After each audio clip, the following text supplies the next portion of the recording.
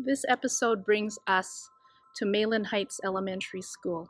Now, this building is really important to me because it is my favorite brutalist building in Calgary, and it was designed by Alberta's own Gordon Atkins. I was able to find Gordon and interview him face to face. We spent a couple of hours discussing his intentions for this building, his view on accessibility for children, and how special this building was to him. His name was Lyman Jampolsky, and he was a Jewish fellow from Edmonton and had got a psychology degree from Harvard. And he came here and was the principal. Anyway, everything about him was different than what everyone had been used to. And I not only liked him, but we got to be pretty good friends. And he called me into his office one time and he said, "When you're finished school, what are you going to do?" I said, "Well, I'm going to go to university." He said, "No." He said, "What are you going to do?" And I said, "I don't know. I'm just going to go to university." And he said, "Well, I know a little bit about you, and I've seen some of the things that you've been doing and so on. I don't need to tell you the things I was doing, but he basically said, have you thought of architecture or industrial design?" And you know, it no more than left his lips. And I mean, in Cardston, who would you know as an architect? There's no architects anywhere. Anyway, as soon as he said it, it was just like, okay, that's what I'm going to do.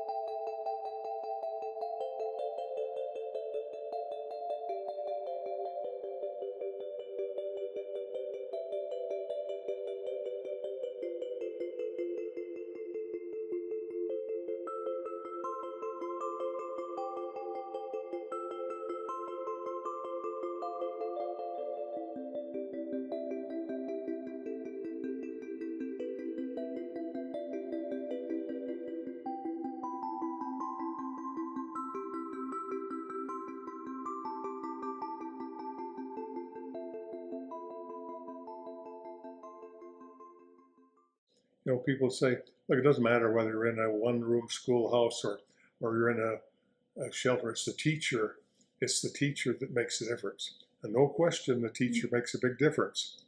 But so does the space, the three-dimensional space. And so Mayland Heights, in part, had that example. There were two other buildings that I did. One was a detention center for juvenile delinquents. I did that building.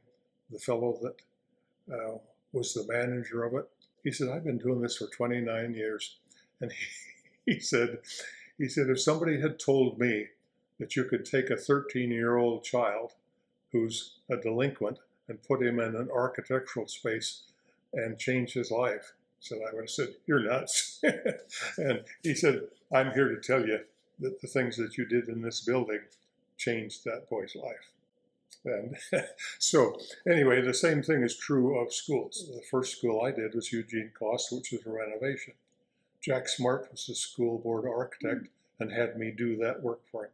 When I was finished, he said, "I've been around for a long time and I've used a lot of architects." He said, "I've never had the kind of professional response that you gave me on that school. I want to give you a new school." And the new school was Mayland Heights. So when I started the school, not only everything that is affected, and you may have read already, but for example, it's under the flight path.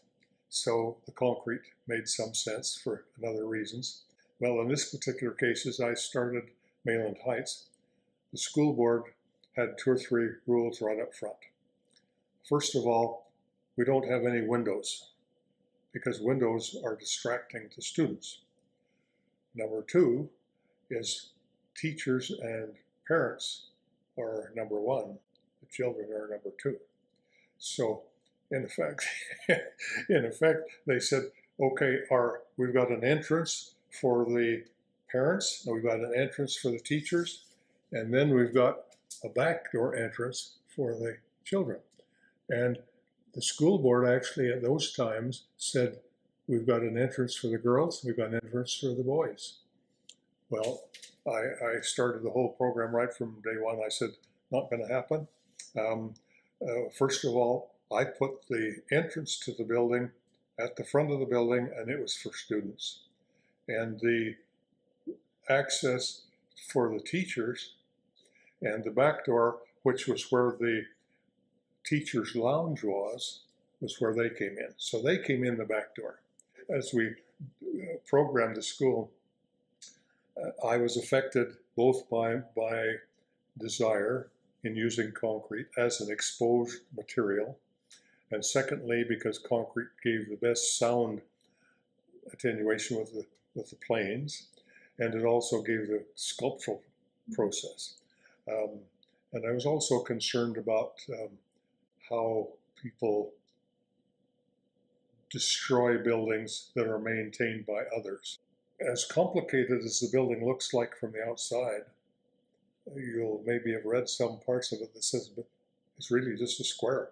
It's a square that's been turned half degrees. So it looks like everything's triangular, but it's really just a square. And so I said, okay, I want to bring light in. So I used clear stories, and I used hole punchers and skylights on the roof to bring. So the first space that you walk into the entry, if you look at it in here, basically the skylights are a 6-foot diameter sewer pipe, concrete sewer pipe, placed in a hole in the roof. Inside of that was brown cork, 1-inch insulation cork, so the kids could put their artwork up in there, and the light from the skylight could show them and show them off as students. The other thing that was critically important to me was that I scaled the building. First of all, these little creatures, you know, not only are independent, but you're trying to give them experiences that they don't normally get. So all of the things that I was doing in Mayland Heights was a reaction to that. So I said, okay, number one, let's make everything children's scale instead of adult scale. So the drinking fountains, the chalkboards, some of those things were put at their level, not at the teacher's level. And the teachers used to having all the things according to their needs, not to the children. So as that developed and the design came forward, and again with the unfinished, except sandblasted concrete, I had a bright colored floor, a bright colored base all the way around, large graphics for each of the entrances and doors and exits and that sort of thing. And then as you go up the stairs, if you look to the side, there'll be a pop bottle, white or colored, in the concrete, so you can look at it like a telescope. Another one, you go up on another side and there's a little mirror there. So you look to think you're going to have a telescope, and here you are looking at yourself. So it's those little things that we were trying to do, you know, to make the fun of the building. Well, the whole heart of the building was the library. The library had a sunken and a raised platform for storytelling. It had all of the book storage. It had a 2-3-story volume space with the study carrels on the second floor. The second floor study carrels looked down into the whole library where kids were listening to stories, and there's spiders.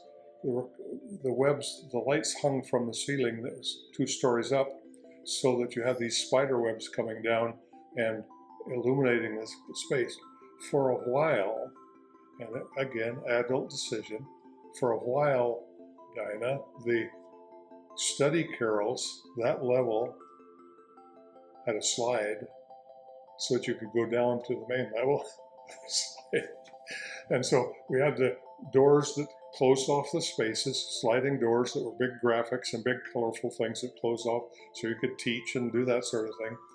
And even the ventilation, the air conditioning system and all that. Anyway, the wood, the main station for the librarian, the storytelling area, the colors and the graphics and all that sort of thing. It was just a dynamic, kids just loved it. The library above on the second floor, and when you look at the building, you'll see it. There's a 20-foot by 20-foot skylight sloping that allowed the natural light to come in, filtering through all that stuff down. Then we get to some of the other things, you know, the scale, when you're talking about a little creature, and all of a sudden you've got to have a gymnasium, 17, 18-foot ceiling height. So the outside of the building, I took the building and pushed it into the ground. And then I put brick berms on the sides with the earth and those berms so that you had not only the base of the building, you had the earth berm build up, and it was the earth berm build up that reduced the mechanical load enough to allow me to put the graphics that normally you couldn't put in a school because they didn't have a budget for it. So all of these things came and played with that. It's interesting to see that the school board policy again is that a principal can only stay for 20 years in a building. This fellow loved the assignment, wanted the assignment, got the assignment, and for 20 years he interviewed every teacher that came in, took them around. He just didn't say anything to them. He just showed them the building. If he got enough negative feedback, he didn't hire them. And when he left, all of the teachers had me make a model of the building to take with him. But what I had always been worried about was at some point a caretaker or a school board member would come in and say, we got to paint these walls. Come in and paint them pink, you know, instead of have this raw concrete. And anyway, as soon as he left, the chalkboards went up, the fountains went up, the stuff on the walls came off, and it just one thing after another. And I know when I was there for the interview with the Avenue magazine, I had 10 minutes to go through the building. I was so embarrassed that I didn't want to even be associated with the building. But every sequential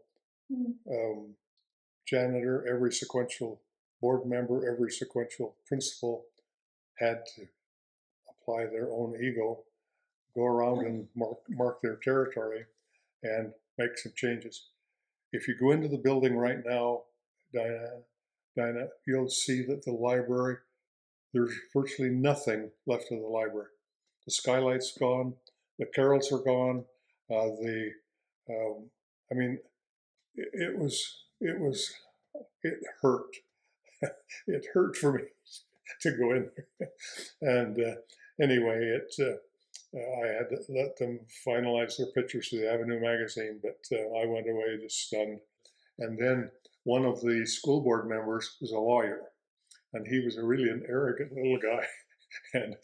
and even by that time, there were some minor problems with the brick. Even kids were pulling the bricks out. And so he was talking about better have a lawsuit against this architect and that sort of thing. And the chairman of the school board, this was another meeting, a later meeting, said, I see Mr. Atkins in the audience. Maybe he'd like to speak to that. So they gave me 15 minutes and I spoke to it. And the lawyer stood up and he said, well, before I get tarred and feathered, I will take back all my comments because obviously both the students and the teachers and the building love Mr. Atkins more than I do. So anyway.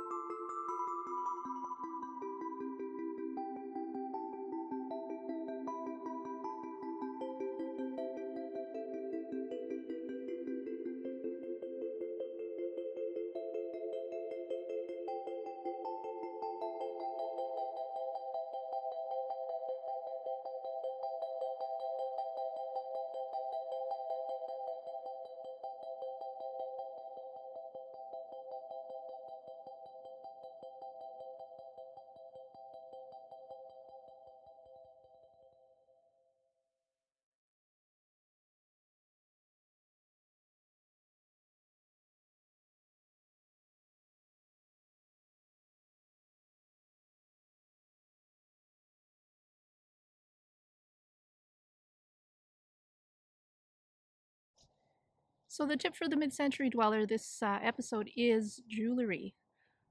I hardly wear jewelry. I find it cumbersome. I find it in the way. But I did discover this beautiful Calgary jewelry designer named Carrie Wu. And you may have seen the necklaces and the ring I wore in a previous episode. And the reason I love it is that it's so wearable. She's designed all her pieces to accommodate simplicity, versatility, and comfort. Her aim is to design to simplify your life.